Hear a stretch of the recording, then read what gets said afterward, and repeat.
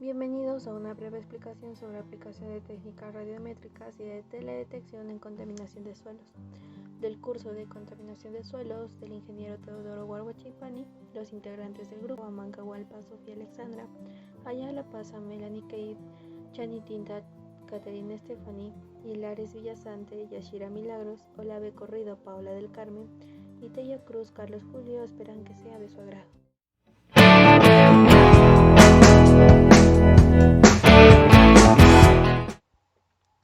Introducción. La radiometría y teledetección permite obtener información a partir del intercambio de energía entre el observado y el observador, existiendo entre ambos un intermediario. Este intermediario utiliza la radiación electromagnética. Ambos sistemas aprovechan la interacción energética entre una fuente emisora de energía como el Sol y las superficies terrestres, y esta energía se refleja en la cubierta, permitiendo para determinadas frecuencias deducir características y propiedades de la superficie reflectante. Cada zona o espacio del terreno es identificado por el contraste energético detectado, y de esta manera podemos conocer sus propiedades y los cambios que se producen, incluidas las modificaciones que pueden deberse a la contaminación. Desde este punto de vista, la formulación ondulatoria de la radiación puede describirse como una combinación de campos electromagnéticos que vibran en planos perpendiculares a la dirección de propagación. Estas leyes están recopiladas y descritas por Maxwell. Los sistemas de teledetección se basan en la interacción entre la radiación electromagnética y la cubierta material que llega a dicha radiación. Se puede determinar cómo son estas interacciones mediante el uso de sensores adecuados a las radiaciones reflejadas por los objetos y superficies, obteniendo su espectro electromagnético y con él proceder a identificar el tipo de superficie y sus propiedades. Rasgos espectrales de los suelos. Los suelos se comportan como una cubierta en la que su composición y las alteraciones pueden ser determinadas mediante radiometría y teledetección. Su análisis está basado en la aplicación de relaciones entre bandas espectrales y algoritmos que permiten asociar regiones espectrales con presencia de determinados componentes y otros efectos derivados de la contaminación. Lo primero es conocer cuáles son las características generales de los espectros de los suelos, dado que la contaminación lo que producirá será alteraciones en estas. La compleja estructura física y composición química de los suelos suponen un reto, pero el empleo conjunto de la radiometría, el procesamiento de imágenes y los análisis de muestras de suelo permiten identificar ciertas regiones del espectro electromagnético y patrones distintivos de reflectancia que pueden ser asociados con características edáficas. Los principales factores físico-químicos que modulan la reflectancia del suelo y por ende su signatura espectral son los siguientes. Rugosidad del suelo. La estructura física de la superficie del suelo tiene una gran influencia en la reflexión de la radiación solar. Como pauta general, cuando menor es la rugosidad de la superficie del suelo relativa a la longitud de onda de la radiación incidente, mayor es la reflectancia especular desde el terreno. Suelos secos de textura fina y arcillosos suelen presentar una mayor reflectancia, o los limosos o arenosos, debido al proceso de casi reflexión especular de la que puede tener lugar este tipo de suelos. La textura del suelo. Tal y como se ha adelantado anteriormente, la textura del suelo juega un papel muy importante en la reflectancia de los suelos, ya que aquellos suelos con una mayor presencia de partículas de granulometría fina resultan en una mayor reflectancia. El origen de este comportamiento es que las partículas más finas, como las arcillas, se encuentran empaquetadas muy próximas unas a otras, con menor espacio intersticial que para un suelo arenoso. De este modo, la dispersión de la radiación incidente en el volumen del suelo se ve limitada, resultando en un mayor grado de reflectividad para los suelos de textura fina. El tercer rasgo espectral en el suelo es la humedad. Anteriormente se describió lo que es la textura en el suelo, y este en gran medida se ve afectado por la humedad. Si midiéramos la reflectancia de un suelo seco, al que posteriormente le vamos añadiendo agua, se observaría como la reflectancia total en el suelo, o sea, el albedo, disminuye progresivamente. Los poros del suelo se van progresivamente colmatando de agua y así disminuye la reflectancia del volumen interno del suelo. Sin embargo, este comportamiento no es análogo para todas las longitudes de onda. La incidencia de un mayor contenido en humedad del suelo se hace mucho más patente en las longitudes de onda más largas, infrarrojo cercano y medio. El agua tiene una alta absorbancia en esas bandas, modulando completamente el espectro que se tiene, y es posible apreciar dichas bandas de absorción del agua entre 1,3 a 1,5 y 1,75 a 1,95 micrómetros. El último espectro en el agua es el contenido en materia orgánica. El enriquecimiento en materia orgánica del suelo produce un efecto similar al incremento de la humedad, ya que, para un mismo suelo, disminuiría la reflectividad conforme aumenta su contenido. Ahora, en un suelo con mayor contenido de materia orgánica se presentaría una menor reflectancia para todas las longitudes de onda analizadas, pero en un suelo menos arenoso, por lo que su reflectividad sería únicamente su textura, la que sería mayor que la de un suelo con mayor contenido de materia orgánica. Sin embargo, su reflectividad es menor, quedando patente la gran influencia que tiene el contenido de materia orgánica en la reflectancia total de los suelos. A continuación tenemos el contenido de óxidos de hierro en el suelo. La presencia de óxidos de hierro aporta al suelo una tonalidad pardo rojiza, y la explicación del por qué los suelos ricos en óxidos de hierro exhiben una coloración más rojiza se debe al incremento de la reflectancia en la porción del espectro electromagnético correspondiente al rojo, que es aproximadamente entre 600 y 700 nm. Todo este incremento de la reflectividad en la región del rojo va acompañado de la disminución de la misma para las porciones del espectro correspondientes al verde y azul, así como la existencia de una banda de absorción de entre 800 y 900 nm. Salinidad del suelo. El rasgo visual más evidente cuando nos encontramos en una zona de suelos salinos es la presencia de manchas blanquecinas como resultado de la acumulación en superficie de sales.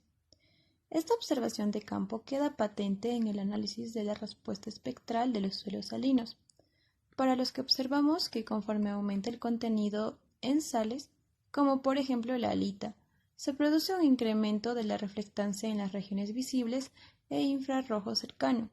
Este comportamiento espectral explica por qué los suelos salinos observados a nivel de campo o fotografías aéreas son fácilmente distinguibles por sus tonalidades blanquecinas. Mineralogía.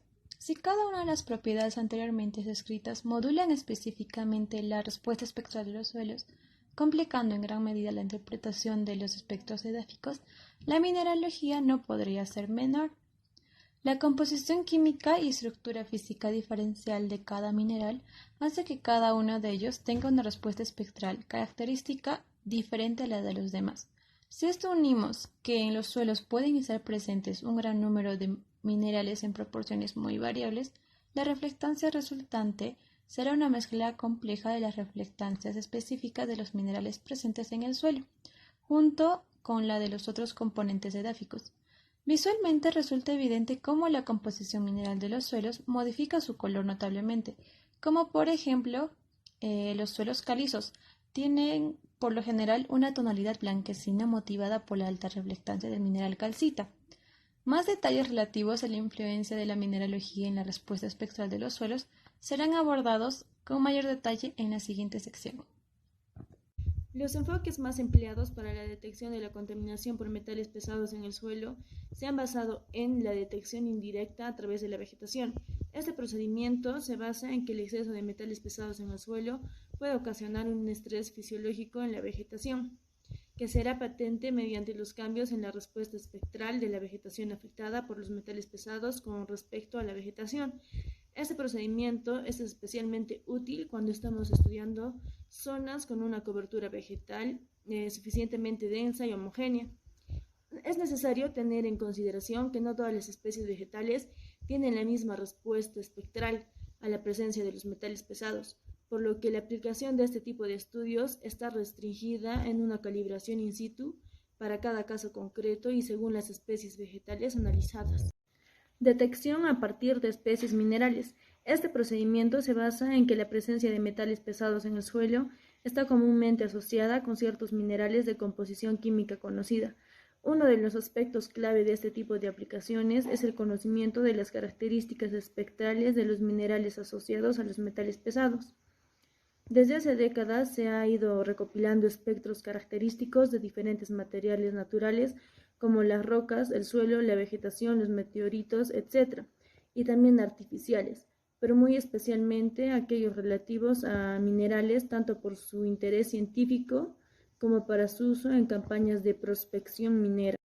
Contaminación por hidrocarburos. Los hidrocarburos obtenidos como derivados del petróleo están presentes en la práctica totalidad de nuestras actividades cotidianas, como los plásticos, tejidos, productos cosméticos y farmacéuticos o combustibles convencionales de nuestros vehículos, son obtenidos a partir del refinado del crudo.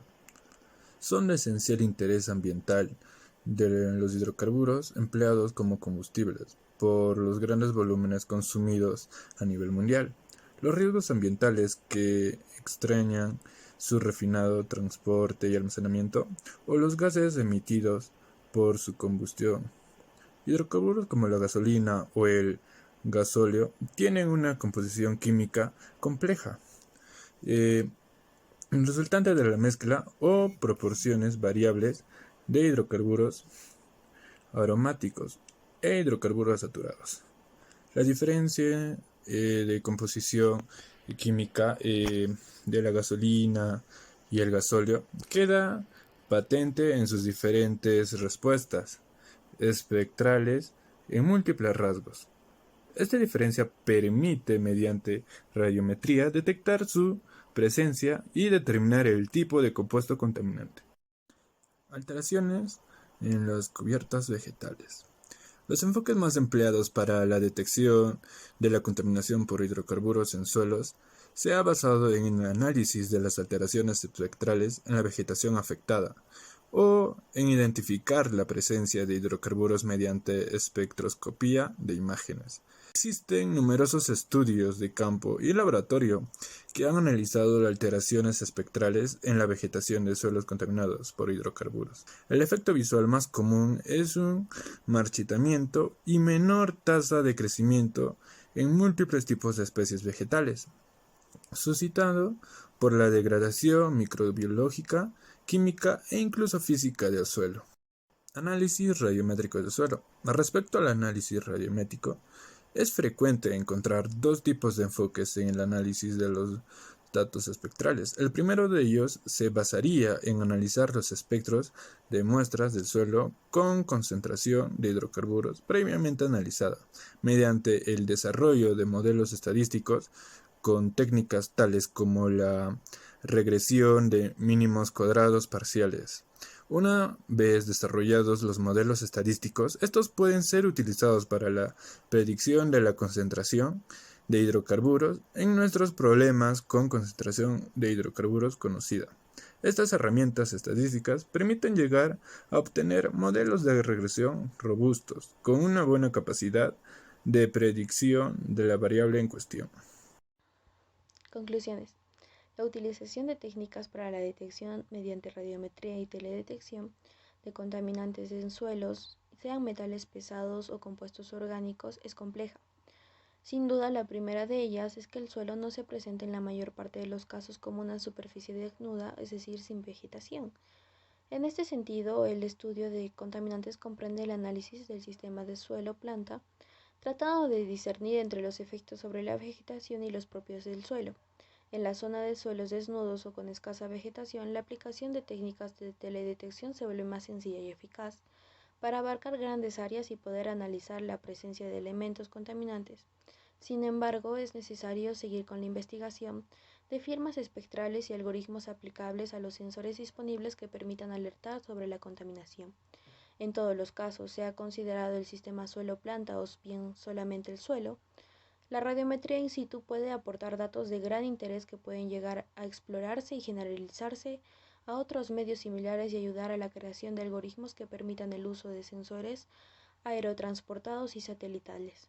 En cuanto a estos sensores, los multiespectrales y hiperespectrales, especialmente estos últimos, ofrecen oportunidades para poder desarrollar análisis más precisos de la reflectividad de las cubiertas.